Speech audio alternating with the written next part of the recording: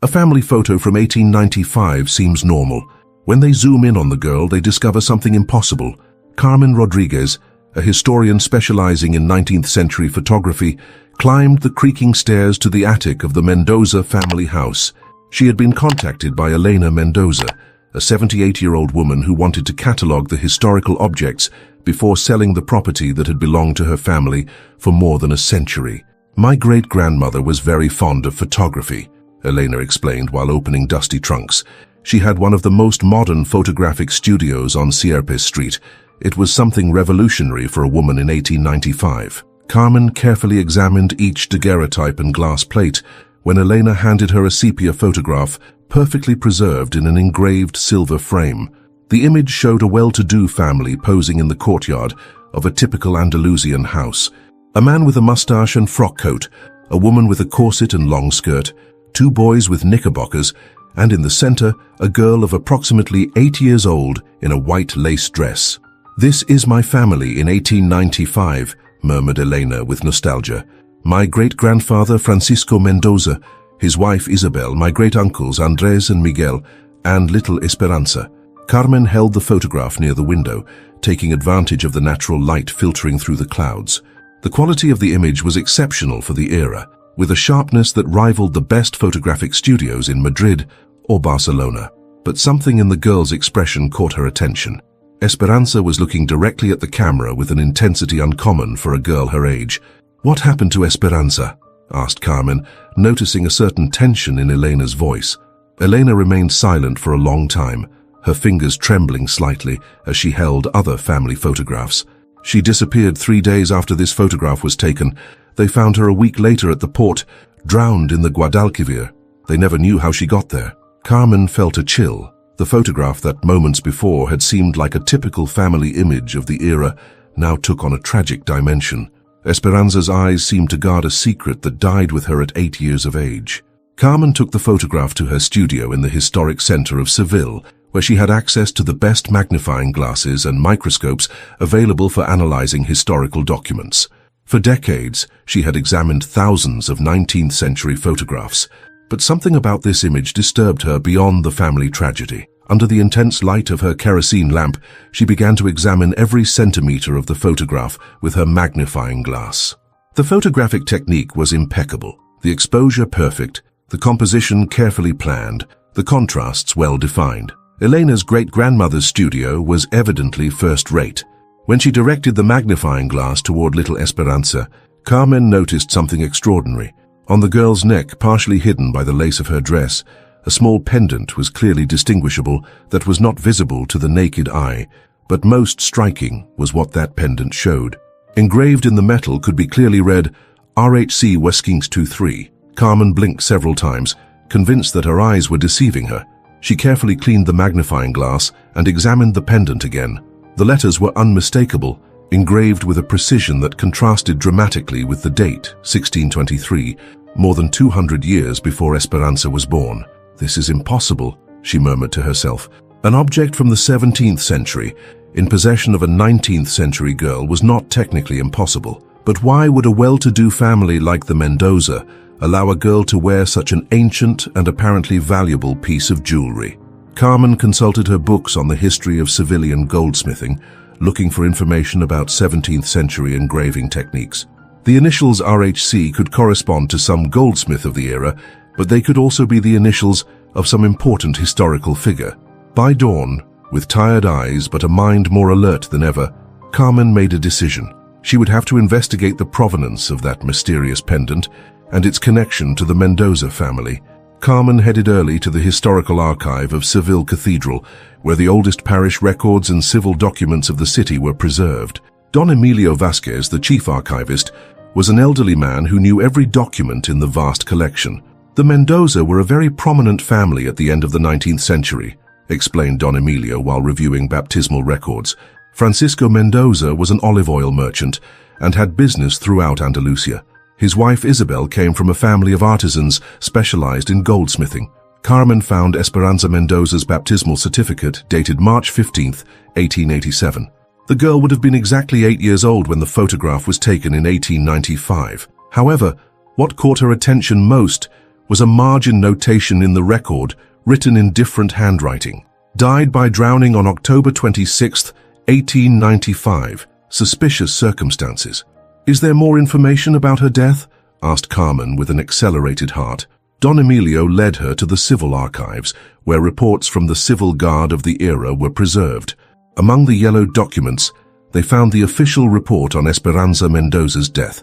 According to the report, the girl had been found at the river port of Seville, in the waters of the Guadalquivir, a week after her disappearance. The report pointed out disturbing inconsistencies. Esperanza could swim very well according to family testimonies, and the place where she was found was very far from her house, on the other side of the city. Most disturbing about the report was a note from the investigator.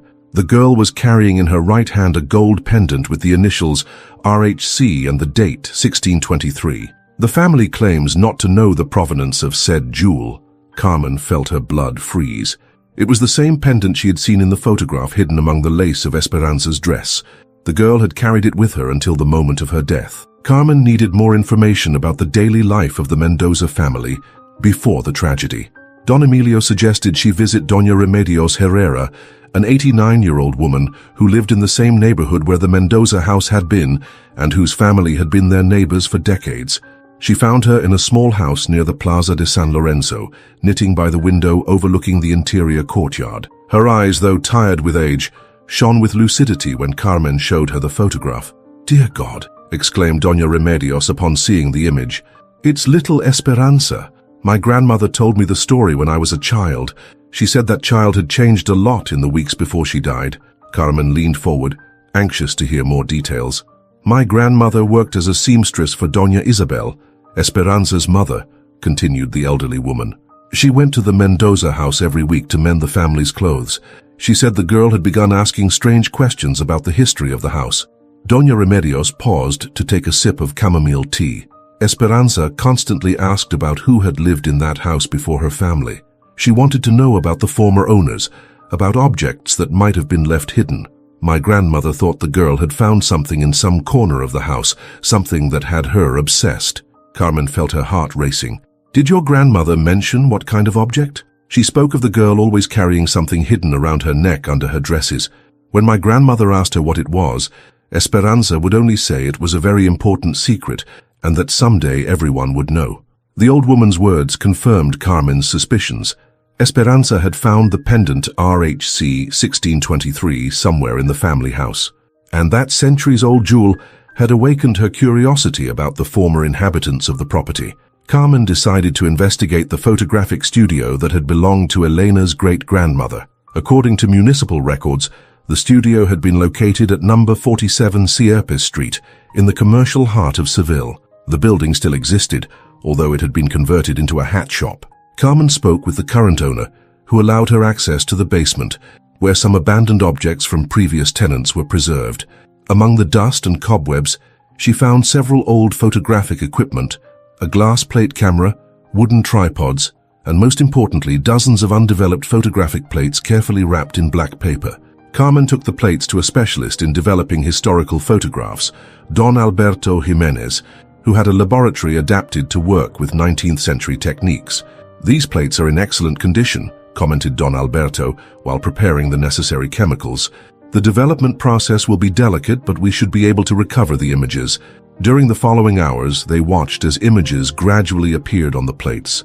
Most showed typical family portraits of the era: prosperous merchants, ladies of civilian society, children dressed for special occasions. But one of the developed plates gave them a shock. The image showed the interior of an old house, probably from the 16th century, with furniture and decorations from that era.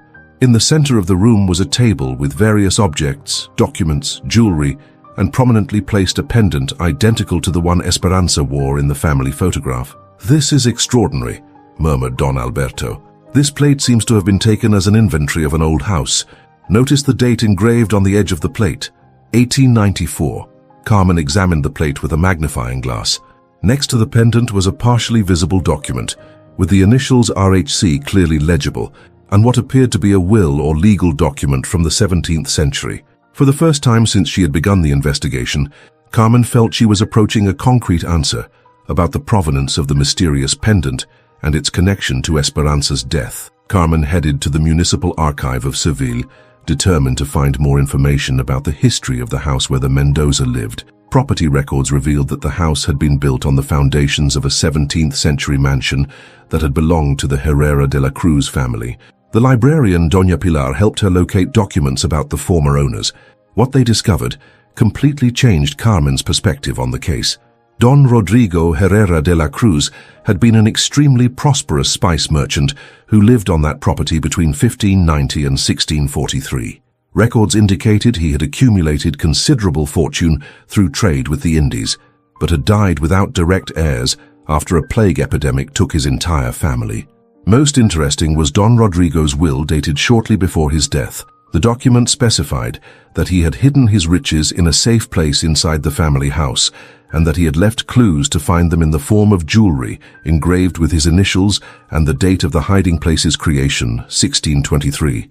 According to this will, Carmen read aloud, Don Rodrigo created 3 identical pendants with the initials RHC 1623, each containing a different clue to locate his treasure. Doña Pilar found more related documents. After Don Rodrigo's death, the property had passed through several owners during the 17th and 18th centuries until it was finally acquired by the Mendoza family in 1820. During all those decades, no owner had managed to find the legendary treasure of Herrera de la Cruz. Carmen understood that Esperanza had found one of the 3 pendants, probably during her games in some hidden corner of the house. The girl, with the innocence of her 8 years, had not understood the true value of her find, but her curiosity had led her to investigate the former inhabitants of her home. The question that now tormented Carmen was, who else knew about Esperanza's discovery? Carmen returned to Elena Mendoza's house with a theory she needed to verify. If her suspicions were correct, Esperanza's death had not been an accident, but a murder motivated by greed. Elena received her with curiosity, anxious to know the results of her investigation. Elena, I need you to tell me everything you know about the people who worked in your family house in 1895, said Carmen, showing her the documents she had found. Elena went to an antique desk and extracted a carved wooden box. My great-grandmother kept all the important family documents here, she explained, including the contracts of domestic employees. Among the papers, Carmen found what she was looking for, the employee records of the Mendoza house. During 1895, there was a cook, 2 maids, a gardener, and a trusted administrator named Mauricio Vega, who handled the family's business when Francisco Mendoza traveled. What can you tell me about this Mauricio Vega? Asked Carmen, pointing to the name in the documents. Elena frowned as if trying to remember family stories. My great-grandmother always said that after Esperanza's death, Mauricio disappeared overnight. He took a considerable sum of money from the family businesses. My great-grandfather could never find him. Carmen felt the puzzle pieces beginning to fit together. When exactly did Mauricio disappear? According to family records, it was 2 days after Esperanza's funeral. My great-grandmother always suspected there was some connection, but could never prove it. Carmen examined Mauricio Vega's documents more carefully. According to his employment history, he had previously worked for other well-to-do families in Seville, and curiously, several of those families had reported thefts of valuable objects after his departure. Elena, I think Mauricio Vega knew about the legend of Herrera de la Cruz's treasure. When he saw that Esperanza had found the pendant, he understood that the girl could lead him to the complete treasure. Elena's eyes filled with tears. Are you saying that I think Mauricio tried to obtain information from Esperanza about where she had found the pendant. When the girl couldn't or wouldn't tell him, he murdered her to silence her and then searched the house looking for more clues. Carmen felt she needed more evidence before presenting her conclusions to Elena. She returned to visit Doña Remedios, taking with her all the documents she had gathered about Mauricio Vega. The elderly woman carefully examined Mauricio's photograph that she had found among the employee documents. "My God!" exclaimed Doña Remedios after a long silence. "This man, my grandmother spoke to me about him." Carmen leaned forward expectantly. "My grandmother told me that in the days before Esperanza's death, she had seen this man lurking around the Mendoza courtyard when the family was not at home. She thought it was strange because trusted employees normally didn't act so stealthily." Doña Remedios paused as if it was hard for her to continue with the memory. "But there's something more. The day Esperanza disappeared, my grandmother saw this man leave the Mendoza house carrying a large sack. It was very late at night, and he was heading toward the port. Carmen felt her skin crawl. "Did your grandmother report this to the authorities?" "She tried, but Mauricio Vega had influential contacts in the city. He was known for doing business with corrupt officials. When my grandmother went to the civil guard, they told her to stay away from matters that didn't concern her." The elderly woman took Carmen's hands in hers. "My grandmother carried that guilt until her death. She always believed that if she had insisted more, maybe they would have found little Esperanza's murderer." Carmen understood that Mauricio Vega had used his position of trust in the family to observe Esperanza, discover her finding of the pendant, and finally murder her when he couldn't obtain the information he needed. Afterward, he had used his influence to silence witnesses and escape justice. "There's something else you should know," added Doña Remedios. "My grandmother told me that after Mauricio disappeared, rumors spread that he had bought a very expensive property in Cadiz, as if he had suddenly acquired a great fortune." Carmen returned to her studio that night, with her mind full of all the puzzle pieces. She placed the original photograph under the lamp and observed it for a long time, now completely understanding what it represented. The camera had captured the last moment of Esperanza Mendoza's innocence. The pendant RHC 1623, visible only under magnification, was evidence of a discovery that had sealed the girl's fate. Without knowing it, Esperanza had found one of the 3 keys to a centuries-old treasure, and that chance had made her a victim of an unscrupulous man's greed. Carmen carefully wrote her conclusions in her research diary. The death of Esperanza Mendoza on October 26, 1895, was not an accident, but a premeditated murder committed by Mauricio Vega, the family's administrator. Esperanza had found one of the 3 pendants left by Rodrigo Herrera de la Cruz as clues to locate his treasure hidden since 1623. Mauricio, aware of the treasure legend through his work with well-to-do families in Seville, recognized the value of the girl's find. When his attempts to obtain information failed, he murdered Esperanza and transported her body to the port to simulate an accidental drowning. The family photograph taken 3 days before her death preserves evidence of the pendant that motivated the crime. The exceptional quality of the photographic technique employed allowed capturing details that would have gone unnoticed with less sophisticated equipment. Carmen closed her diary and contemplated the photograph once more. In Esperanza's eyes, she no longer saw supernatural mystery, but the innocence of a girl who had played with forces she didn't understand, victim of human greed and the corruption of her era.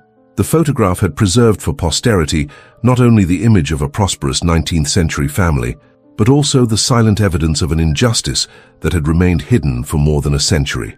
Carmen decided to share her discovery with Elena Mendoza. The elderly woman deserved to know the truth about what had happened to her great-aunt Esperanza more than a century ago, however painful it might be. They met in the same attic where the entire investigation had begun. Carmen carefully explained every detail of her finding, showing her the documents, testimonies, and evidence she had gathered. Elena listened in silence, with tears running down her wrinkled cheeks. "At least, now we know the truth," she finally murmured. "Esperanza didn't die by accident. She was the victim of a criminal who never paid for his crimes." Carmen nodded, taking the elderly woman's hands in hers.